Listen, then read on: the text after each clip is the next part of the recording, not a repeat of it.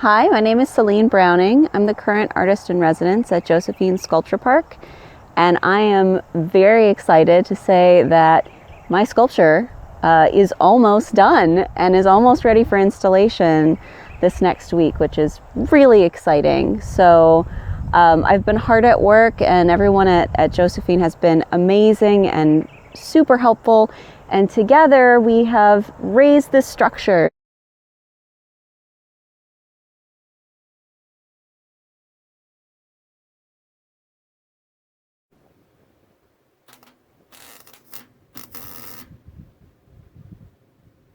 And so I'm just in the process of putting on the very last of these 18 panels, which are actually 21 panels if you count the top, which are going up right now. One of the most important things about this residency for me personally has been the help and guidance and support to make something that is a little bit different than what I've made before. So specifically, something that's this large. I've made large sculptures before, but nothing that is so obviously heavy and permanent.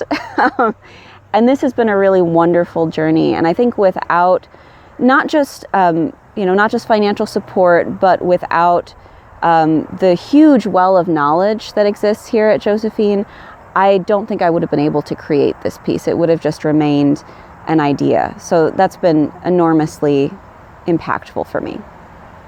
Both a surprise and a challenge has been the ways in which the sculpture has changed during my time here. So I came with a very clear idea of what it was that I was going to be creating.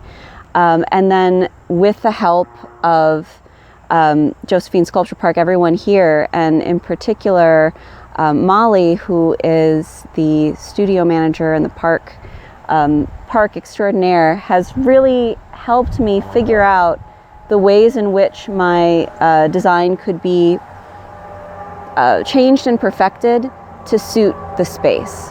And I'm very, very happy with the changes that were suggested. I think it's a much better piece because of that. So my favorite series of panels is the crow and the ramps, which you see here. So the crow being the bird and the ramps being the plant, both of which you can find native in Kentucky. And I am very fond of this particular progression because it's different than all of the others. So if you visit the piece, look for this progression, and what you'll see is something that's a little bit different than the others. So all of the other panels are talking about growth and rebirth and the birds taking flight. And this is the one series of panels where you also see an indication of the other side of renewal, which is death. And so you have the birds that are coming to roost.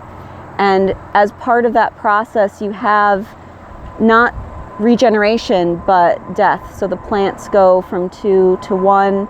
And you can see that in the bulbs under the ground.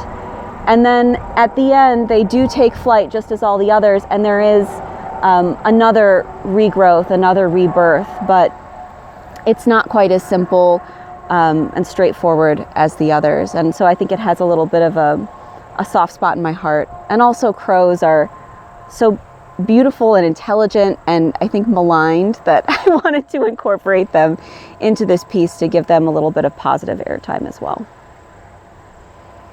So this residency is very different than a lot of the other residencies, really all of the other residencies that I've done, in part because of the kind of support that's available. So when I first showed up, talking with Molly, showing her my renderings, talking with Mel, giving them an idea of what I was going to create, they were really there with me every step of the way. Every question that I had about construction, every concern that I had, they were there providing support and really helping me figure out how to create the work in the best way possible. Many other residencies that I've been at have been very wonderful, but have been much more of an introspective experience where I sort of had time to go off on my own and begin a new body of work.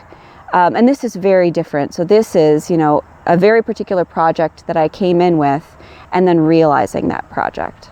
This residency is so important. I mean, it's amazing that in Kentucky we have this incredible resource in Josephine Sculpture Park. You don't need to go elsewhere to make wonderful work and to see wonderful work and just to be in a natural environment that incorporates both art and nature. I think that that's so special and so important and so worth preserving, and I'm just very, very glad that I had the opportunity to lend my work and my creative voice to such an important long-term project.